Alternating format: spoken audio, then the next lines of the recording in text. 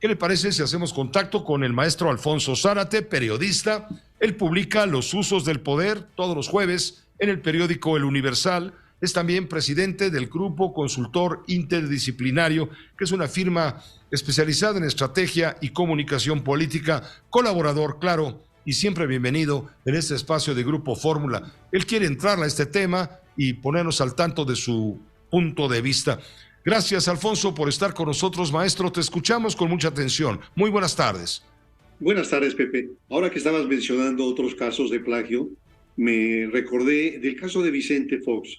Vicente Fox estudió Relaciones Industriales en la Universidad Iberoamericana, no se había titulado, nunca se tituló, y sin embargo, poco antes de alcanzar la presidencia de la República, presentó una tesis que no tenía nada que ver con los temas, los contenidos curriculares de su carrera, y con eso obtuvo el título de licenciado. Pero bueno, regresando al caso de la ministra Yasmín Esquivel, recordar que llegó a la Corte a propuesta del titular del Poder Ejecutivo y que el principal aval para esta designación fue la cercanía de su esposo con el presidente de la República. El ingeniero José María Riobó es, además de amigo, uno de los contratistas preferidos de López Obrador y lo era desde sus días en la jefatura de gobierno del entonces Distrito Federal. Se ha dicho, Pepe, que a los jueces se les conoce por sus sentencias y el desempeño de Esquivel ha sido lastimoso. Pero ahora el maestro Guillermo Sheridan le puso un aguijón al exhibir cómo, para obtener el título de licenciada en Derecho, plagió esa tesis presentada un año atrás, en julio de 1986, por Edgar Ulises Báez Gutiérrez. Y como lo señalaste hace un momento, fue un plagio burdo, para el que contó, en mi opinión, con la complicidad de su directora de tesis, esta profesora Marta Rodríguez Ortiz, profesora de muchos años en la FES Aragón, pero de escaso lustre, una profesora que para defenderla no ofrece más argumentos que su palabra, y hablar de misoginia y de un complot, lo cual me parece es un sinsentido, porque el tema es otro, el tema es la deshonestidad intelectual.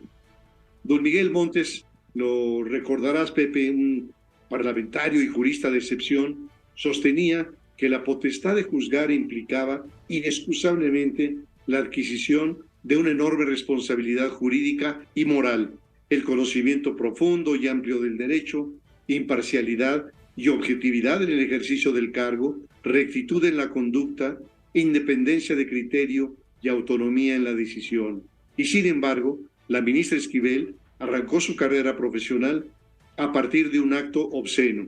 La UNAM ya anunció que realizará un análisis pormenorizado de la actuación por plagio y que ese estudio estará a cargo del Comité de Integridad Académica y Científica de la FES Aragón para actuar conforme a la normatividad universitaria. Aquí te pregunto, Alfonso, si me permites la interrupción.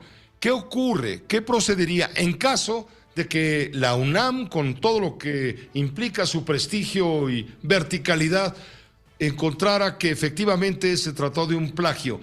¿Qué seguiría? Evidentemente, pues se le desconocería el título a la ministra, su título en Derecho. ¿Crees tú que entonces, además de quedar en ridículo y quedar como plagiaria, me estoy adelantando, habría de renunciar? Sí, sin duda, Pepe. Yo creo que, digamos, el plagio es tan burdo y es tan evidente que no hay forma de que no se reconozca. A partir de eso, desde luego, carece de toda validez el título de licenciada en Derecho que le otorgó la Universidad Nacional Autónoma de México. Y yo creo que lo que tendría que proceder, lo que éticamente tendría que proceder, es de parte de la ministra ofrecer una disculpa, no solamente a la universidad, una disculpa también a sus hijos y a toda la comunidad judicial en México y presentar su renuncia. Sin embargo, lo que me parece muy lamentable es que podríamos estar en algo distinto, que finalmente, cuando se decida el día 3 de enero la elección del nuevo presidente de la Suprema Corte, la ministra Esquivel pueda permanecer e incluso que pudiera ser electa como nueva presidenta de la Corte. Al final de cuentas, hay que recordar que hay muy poco de decoro y que no es el estilo de la 4T el reconocer estos errores. Creo que una vez que se han exhibido esas trampas, no podría mantenerse en el cargo y creo que mucho menos lo de presidenta de la Corte, pero podrán hacerlo, creo yo, podrán mantenerla en la Corte porque el objetivo es capturar por completo a la Suprema Corte y lo más lamentable es que ya perdieron todo asomo de vergüenza, Pepe. Hay que recordar también, seguramente tú tienes memoria de esto, Fausto Alzati, Exacto. que llegó a ser secretario de Educación Pública, se demostró y finalmente él reconoció que para Sí, graduarse él plagió una tesis. Fue tal el escándalo que entonces renunció. Era una tesis de doctorado, si mal no recuerdo. Y él, al haber renunciado, se fue otra vez a Harvard a rehacer su tesis, la hizo y se graduó. Ya murió hace ya varios años, pero sí sí. recordamos mucho aquel escándalo de Fausto Alzati que le costó sumamente caro, habiendo sido un personaje de relevancia en gobiernos pasados. Sí, Pepe, porque además Alzati se ostentaba como doctor y creo que, por cierto, esa es una costumbre muy común en el medio político en donde gente que realizó a lo mejor algunos estudios de doctorado, pero sin haber concluido y sin haber obtenido el grado, se ostentan como tales. Ese es un problema muy común, lamentablemente, en nuestra clase gobernante. Bueno, creo que independientemente de no desacreditar a Guillermo Sheridan, tampoco darle toda la vigencia, él afirma lo que afirma y exhibe lo que exhibe. Ahora corresponde a una autoridad académica del tamaño de nuestra Universidad Nacional Autónoma de México determinar si efectivamente lo que anotó Guillermo Sheridan es válido o no es válido.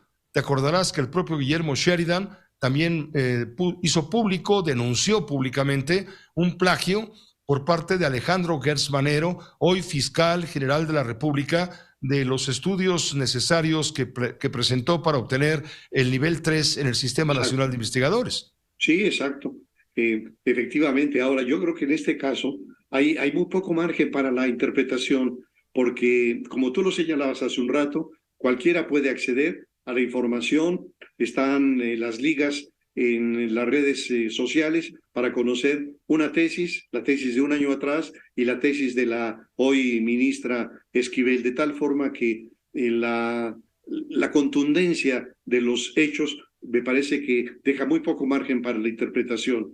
Ya me imagino cómo están lucubrando en este momento la operación de control de daños, pero lo que está haciendo la profesora y directora de tesis de hablar de un complot y de señalar que es un caso de misoginia me parece un sinsentido, una tontería. Muchas gracias Alfonso por tu comentario. Ya esperaremos a qué conclusión llega la Facultad de Estudios Superiores Aragón de la Universidad Nacional Autónoma de México en este análisis que prometió a fondo, exhaustivo, para deslindar cualquier responsabilidad.